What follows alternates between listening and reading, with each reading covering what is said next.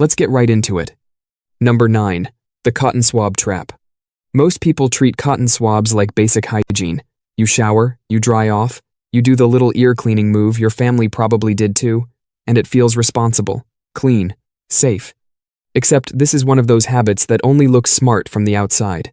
In 2017, the AAOHNS guideline on earwax basically pushed back on the whole idea, warning against putting objects into the ear canal in the first place. And that wasn't coming out of nowhere.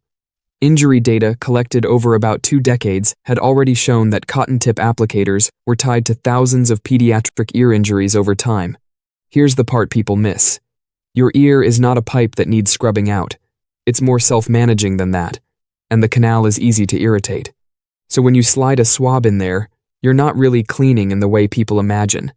A lot of the time, you're just pushing wax deeper, like using a plunger on a tiny tube and packing the clog in harder. And if the angle is wrong, you can scrape or injure delicate tissue on the way.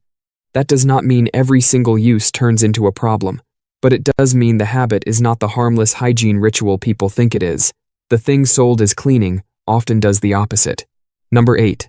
The chair that still counts. Sitting feels like nothing. That is why it is so dangerous as an idea. You do not feel like you are doing anything to your body when you are at a desk, in a car, on a couch, in class, gaming, streaming, or scrolling for 3 straight hours. It feels neutral. Just background, just modern life. But that is exactly what science has been correcting. The WHO's sedentary behavior guidance made it clear that long sitting time is its own real health variable, not just the absence of exercise. Large reviews and later cohort work, including the Pure analysis published in JAMA Cardiology, kept pointing in the same direction. High sedentary time still matters. In other words, your body does not treat all that non-movement like empty space, it counts it. And that is the part people hate hearing, because a lot of us assume one workout cancels the rest of the day. Exercise absolutely helps. That nuance matters. But it does not magically turn 10 motionless hours into nothing. The body still has to live through all that idling first. It is a little like leaving a machine running in place all day and assuming one short tune-up erases the wear. That is why this works as the finale. The safest looking habit on this list is not a weird ritual or a wellness trend. It is the modern default. Your workout mattered, but the chair still counted too. Number 7. The Antibacterial Myth. For years, antibacterial was one of those magic labels that made a product sound instantly smarter, cleaner, and safer. Regular soap was good. Antibacterial soap sounded like regular soap with a bodyguard. And that was the whole appeal. If one version kills germs, then the version with antibacterial right on the bottle has to be better, right? That's the part that fell apart when the FDA stepped in. In 2016, the agency finalized a rule on certain over-the-counter antibacterial hand and body washes and said manufacturers had not shown these products were more effective than plain soap and water for everyday use. That matters, because the stronger protection story was doing a lot of work in people's heads long before the evidence caught up. And in some cases, the FDA was also questioning the safety and effectiveness data behind key ingredients. So this is not a claim that all antimicrobial products are useless, and it is not about every setting where infection control matters. This is about a very specific consumer promise, that the stronger-looking wash was automatically the safer everyday choice, and for that claim, the evidence did not deliver. It was basically like paying for turbo brakes on a bike that already stops fine. The stronger-looking version was mostly stronger branding. Number 6. The contact lens nap. This is one of those shortcuts that feels way too small to matter. You're tired, the couch wins, and you tell yourself, it's just a quick nap. The contact lenses stay in. No big deal. Except the CDC has spent years warning that sleeping in contact lenses is one of the clearest ways to raise your risk of corneal infection. And that risk keeps showing up in prevention guidance and MMWR case reporting for a reason.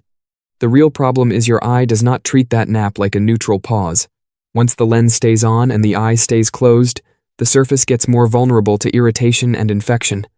In simple terms, it is like leaving plastic wrap over skin that is supposed to stay clean and breathe. That does not mean every nap turns into damage. It does mean the habit is not harmless just because it is common. And that is why this one matters. People treat it like a lazy little exception, when it is actually one of the biggest preventable lens mistakes.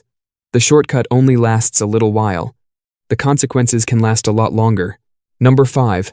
The aspirin safety blanket. There was a long stretch where low-dose aspirin sounded like one of the smartest, cheap habits on earth. Tiny pill, big payoff, maybe some extra heart protection, and barely any downside.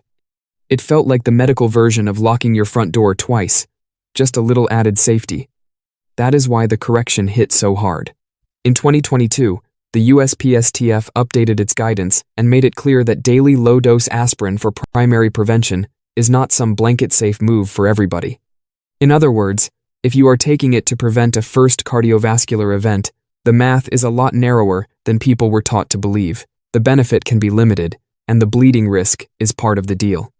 That trade-off is the whole story.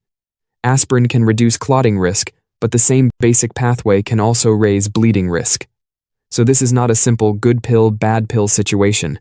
It is more like lowering one kind of fire risk by making the floor a little more slippery, and that is exactly why this one still confuses people. Older advice made it sound like cheap heart insurance. Newer guidance says the just-in-case logic does not work as a default for everyone. The old shortcut to prevention stopped being a safe default. Number 4. The waterlogged workout. Drink more water sounds like one of those health rules that can never possibly go wrong, and most of the time, that is fine advice. But in long endurance events, that logic can flip hard. Because once you get into prolonged exercise, more fluid is not always more safety. This is where exercise-associated hyponatremia comes in. Sports medicine consensus statements have been warning about it for years, because in this setting, drinking way beyond what your body can balance can dilute your blood sodium, and that is the real twist. The threat is not just dehydration. Sometimes the problem is overdoing the fix. Think of it like watering down soup until the salt disappears and the whole thing stops working the way it should. Your body runs on balance the same way. If you keep pouring in fluid during long exertion without that balance, cells can swell, and a habit that feels extra responsible can turn into a serious mistake. That does not mean water is dangerous, and it definitely does not mean normal hydration is bad. This is about prolonged exercise, endurance settings, and the old, drink ahead of thirst, no matter what, mindset. In that context, the body needed balance, not blind overfilling. Number 3. The Tap-Water Neti Pot. A neti pot looks like one of the safest things in your bathroom. It is small, cheap, calming, and usually tied to allergy relief, not danger, which is exactly why this one catches people off guard. Because the problem is not always the rinse itself. Sometimes it is the water. The CDC and FDA have both been very clear on this point. If you are doing nasal irrigation, the water needs to be distilled, sterile, or properly boiled first. Not because neti pots are secretly bad, and not because tap water is somehow poison. The issue is route. Water that is safe enough to swallow is not automatically safe to send straight into your sinuses.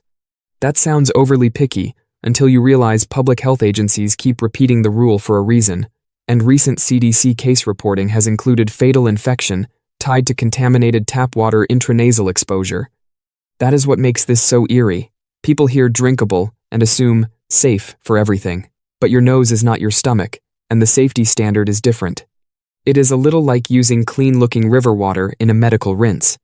Most of the time, this is avoidable. The severe outcomes are rare. But the warning is real, official, and weirdly easy to miss.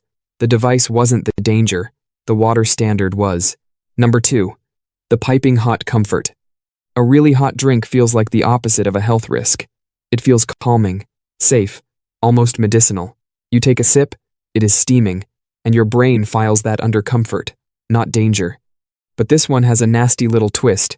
The issue is not necessarily the tea or the coffee. The issue can be the temperature. In 2016, IARC flagged very hot beverages above about 65 degrees Celsius as probably carcinogenic.